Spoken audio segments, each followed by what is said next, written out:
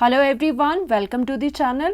Our topic is to calculate potential energy of a system of two charges. So what do you mean by potential energy? Firstly, potential energy is denoted by sign U and basically potential energy क्या होता है? It is the potential energy of a system of two charges, जैसे हमने 2 point charges यहाँ ले रखा है, is defined as the total amount of work done in bringing various charges to their respective position from infinity से या फिर आपके इनफाइनाइटली लार्ज म्यूचुअल सेपरेशन से। बेसिकली ये क्या बता रहे हैं, आपका इलेक्ट्रोस्टैटिक जो पोटेंशियल है, पोटेंशियल एनर्जी है, आपकी यू से डिफाइन होती है। आपको पता है कि अगर हम मान लीजिए हम यहाँ पर पोटेंशियल एनर्जी निकालना चाहते हैं, तो इस पॉइंट पर पोटेंशियल एनर्जी निकाल रहे हैं, तो सबसे पहले चार्ज Q1 को हमें इन्फिनिटी से यहाँ पर लाना होगा। उसको लाने के लिए किया गया वर्क डन ही किसके इक्वल होता है? पोटेंशियल एनर्जी के इक्वल होता है। दैट मीन्स अगर हम पोटेंशियल एनर्जी की बात कर रहे हैं तो हम किसकी बात करेंगे? हम देखेंगे कि वर्क डन कितना है, because this work done is nothing but equal to the potential energy. और ये वर्क डन कहाँ से किया गया है? उस चार्ज को इन्फिनिटी से लेकर उस पर्टिकुलर पॉइंट पर लाने के लिए जितना वर्क डन किया गया है उतना ही वर्क डन इक्वल है आपकी पोटेंशियल एनर्जी के, राइट। तो इसके रिगार्डिंग हम यहाँ पर समझेंगे टू चार्जेस लेके और उनके वर्क डन क्या होंगे। एंड वेरी इंपॉर्टेंट थिंग कि यहाँ पर पहले ही हमने ये स्पेसिफाई करा है कि there is no external electric field. ये सभी चीज़ें जो आपके सिस्टम ऑफ टू चार्जेस है, ये किसकी एब्सेंस में हो रहे हैं? In the absence of electric field. External electric field यहाँ पर नहीं है, राइट। सो फर्स्टली हम इसे बनाएंगे कि किस तरह से हमने यहाँ पर चार्जेस को लाया, राइट। ये वाला डायग्राम बनाओ या फिर ये वाला डायग्राम बनाओ, one and the same thing. So हम देखते हैं कि दोनों ही चार्जेस को इन्फिनिटी से लाने के लिए Q1 Q2 चार्जेस इन्फिनिटी पर थे।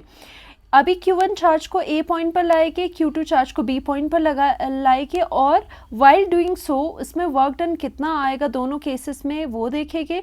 और क्योंकि वर्क डन ही क्या है, वो जो वर्क डन किया है वही पोटेंशियल एनर्जी की फॉर्म में स्टोर हो रहा है।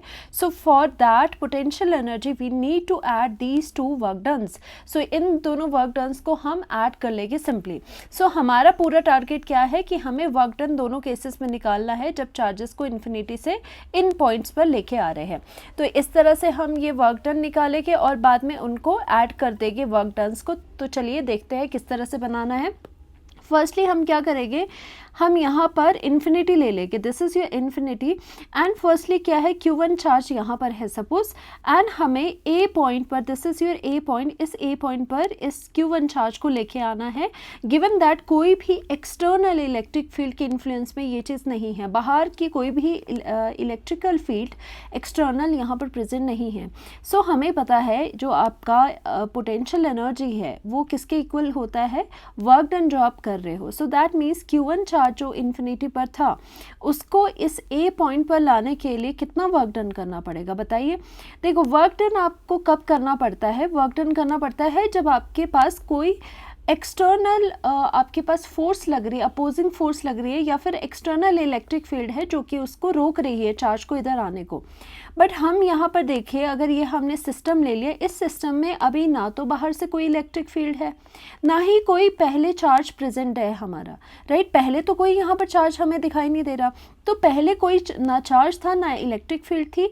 तो इसको A पॉइंट में लाने के लिए कोई भी वर्क डन करने की ज़रूरत नहीं है, क्योंकि कोई भी अपोजिंग फोर्स नहीं है, कोई भी इलेक्ट्रिक फील्ड नहीं है जिसके ऑपोजिट में आप वर्क डन करोगे। दैट मीन्स आपको हमेशा याद रखना है, जब भी हमारी कोई एक्सटर्नल फील्ड नहीं है और पहले से भी कोई चार्ज प्रेजेंट नहीं है आपके सिस्टम में, और आप फर्स्टली किसी चार्ज को लाना चाह रहे हो किसी पॉइंट पर, उस केस में वर्क डन कोई भी नहीं होगा उसको लाने के लिए। ऐसा क्यों? क्योंकि इस केस में कोई भी अपोजिंग फोर्स नहीं है, कोई भी अपोजिंग इलेक्ट्रिक फील्ड यहाँ पर नहीं है, और चार्ज भी नहीं है। चार्ज होता तो उसकी इलेक्ट्रिक फील्ड होती, राइट, तो वो उसको अपोज करती है और उसके लिए आपको वर्क डन करना पड़ता।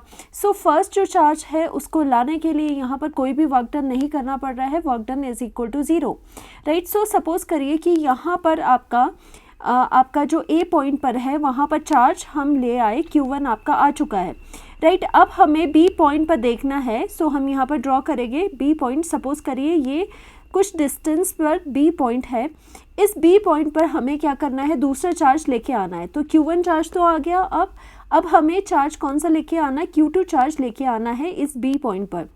अब यहाँ पर इसको यहाँ से यहाँ लाने के लिए हम बेसिकली हमारा टारगेट है to calculate the potential energy.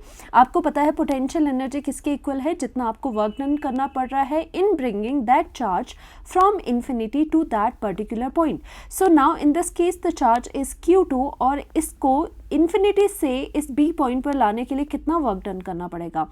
Now the work done is not equal to zero, ये ज़ीरो नहीं होगा। ऐसा क्यों, because this is our system. Okay, system में बेशक एक्सटर्नल इलेक्ट्रिक फील्ड नहीं है, but we have a charge already present in our system which is your Q1 charge. अब ये जो Q1 चार्ज है, ऑब्वियसली इस चार्ज की इलेक्ट्रिक फील्ड तो होगी, राइट। ये इसकी इस चार्ज की इलेक्ट्रिक फील्ड होने की वजह से वो क्या करेगी, जो दूसरा चार्ज है उसको हिंड्रेंस प्रोवाइड करेगी, यानी कि उसको अपोज करेगी। तो यहाँ पर क्योंकि इसकी इलेक्ट्रिक फील्ड है, दैट मीन्स ये फोर्स इस पे एक्सर्ट करेगा और यहाँ आने के लिए आपको कुछ वर्क डन करना पड़ेगा अगेंस्ट दिस चार्ज, क्योंकि ये चार्ज ऑलरेडी प्रेजेंट है, राइट। तो यहाँ से यहाँ आने के लिए there is some work done जो कि हमें यहाँ पर निकालना होगा। सो हम यहाँ पर क्या लिख सकते हैं, हम लिख सकते हैं कि suppose W1 is the work done. W1 क्या है, हम लिख सकते हैं work done for Q1 charge in bringing from infinity से आपके ए पॉइंट पर लाने के लिए कितना वर्क डन W1 है। और इन दिस केस हमें पता है W1 किसके इक्वल है, W1 is equal to zero as there is no charge, as no prior charge is present, कोई भी प्रायर चार्ज प्रेजेंट नहीं है और एक्सटर्नल जो आपकी इलेक्ट्रिक फील्ड है वो भी इक्वल टू ज़ीरो है। सो यहाँ से यहाँ लाने के लिए work done equals to zero. Now in the another case work done, मान लीजिए ये W2 है, W2 तो होगा कुछ ना कुछ, राइट। तो यहाँ पर जो W2 है वो अब मेन कैलकुलेशन वाला होने वाला है। तो यहाँ पर जो W2 है वो कितना हो जाएगा, W2 is equal to work done is equal to, आपको फॉर्मूला पता है पोटेंशियल और वर्क डन का क्या फॉर्मूला है, potential is equal to work done divided by आपका वो टेस्ट चार्ज। और हमेशा आप याद रखोगे ये यहाँ पर चार्ज कौन सा आता था, जो मूविंग हो। ओके, टेस्ट चार्ज यहाँ पर कौन सा आता था, चार्ज जो कि मूविंग रहे। इस फॉर्मूला में याद रखोगे जो ये चार्ज है नीचे वो हमेशा मूविंग होता है। सो दैट मीन्स इस फॉर्मूला में जो यहाँ पर चार्ज है वो इस केस में कौन सा होगा, because since our Q2 charge is moving, तो यहाँ पर Q0 की जगह जो चार्ज है वो आपका Q2 है। सो W को रीअरेंज करेंगे, W इज इक्वल टू यहाँ से इधर को ले जाएंगे, W is equal to potential multiplication Q0 रहता था, बट Q0 इस केस में क्या है, W2 is equal to potential V multiplication Q2 की जगह हम क्या लिखेंगे, यहाँ Q0 की जगह हम यहाँ पर Q2 लिखेंगे, क्योंकि जो मूव कर रहा है चार्ज वो Q2 कर रहा है। नाउ वेरी वेरी इंपॉर्टेंट, जो ये पोटेंशियल है ये किसकी वजह से है, वेरी वेरी इंपॉर्टेंट। देखो ये जो पोटेंशियल है ये किसकी वजह से आएगा, जो ऑलरेडी आपका जो सोर्स चार्ज है, ये वाला जो पोटेंशियल होता है वो किसकी वजह से आता है, जो ऑलरेडी आपका चार्ज है, that means the source charge. So हम यहाँ पर लिखेंगे, ये आपको क्लियर होना चाहिए, जो पोटेंशियल है V क्या है, V is the potential due to Q1 charge, जिसकी वजह से इलेक्ट्रिक फील्ड आ रही है, इस चार्ज की वजह से इलेक्ट्रिक फील्ड आ रही है और फोर्स इस पर लग रही है। तो पोटेंशियल इस पर जो पोटेंशियल हम देख रहे हैं किसकी वजह से पोटेंशियल आया इस पर, ड्यू टू जो आपका सोर्स चार्ज है जो ऑलरेडी प्रेजेंट है। So that means this is the moving charge जो टेस्ट चार्ज था, और ये V क्या है, दिस इज़ द पोटेंशियल जो किसकी वजह से है, जो है आपके सोर्स चार्ज Q1 की वजह से, राइट। सो यहाँ पर पोटेंशियल का formula in terms of charge आप लिख सकते हो, right. So we will write कितना आ जाएगा, W2 कितना आ जाएगा, इज इक्वल टू चार्ज किसकी वजह से है, चार्ज आता है पहले, चार्ज किसकी वजह से आपका, this is the Q1, right. यहाँ पर Q1 चार्ज है तो आप लिखोगे दिस इज द Q1 की वजह से है, Q1 divided by 4 pi epsilon not, और यहाँ पर कितना आ जाएगा R, डिस्टेंस कितना है, देखो दोनों के बीच में सेपरेशन कितनी है, let this B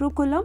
it is equal to -3 micro means 10⁻⁻⁶, and ये भी कुलम हो जाएगा. एंड जो आर है separation between the charges, it's equal to 15 centimetre converted into metre. कितना हो जाएगा? 15 इंटू 10⁻⁻² मीटर, या फिर आप सिंपली राइट कर सकते हो 0.15 metre.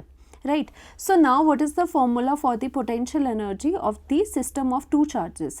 We have the formula potential energy is equal to, आपने कितना किया था, K Q1 Q2 divided by here r 1 2, 1 2 means 1 2 के बीच में सेपरेशन कितनी है.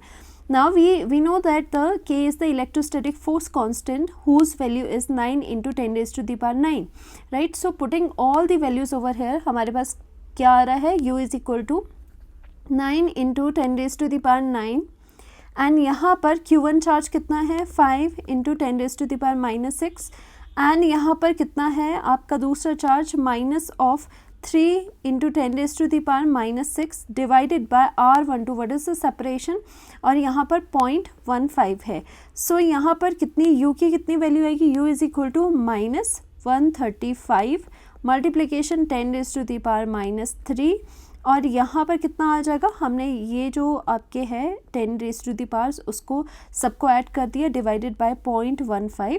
Now finally we have potential energy is equal to minus charge minus sign 0.9 joule. Okay, energy है joule में आपकी आएगी. So this is the final answer we have. So basically क्या था, मेन क्या थिंग थी आपकी कि ये फॉर्मूला आपको पता होना चाहिए कि ये फॉर्मूला है, ये सेपरेशन है इनके बीच का, के क्या है, Q1 Q2 चार्जेस आपको इस तरह से लेने हैं. सो होपफुली आपको क्लियर हुआ होगा. एंड नेक्स्ट लेक्चर में हम सिस्टम ऑफ मेनी चार्जेस करेंगे, एन चार्जेस करेंगे. मोर देन 2 चार्जेस अगर हो तो उस केस में पोटेंशियल एनर्जी का जो फॉर्मूला रहता है वो किस तरह से रहता है उसको डिराइव करेंगे एंड उसके रिगार्डिंग क्वेश्चन भी डिस्कस करेंगे. Thank you so much.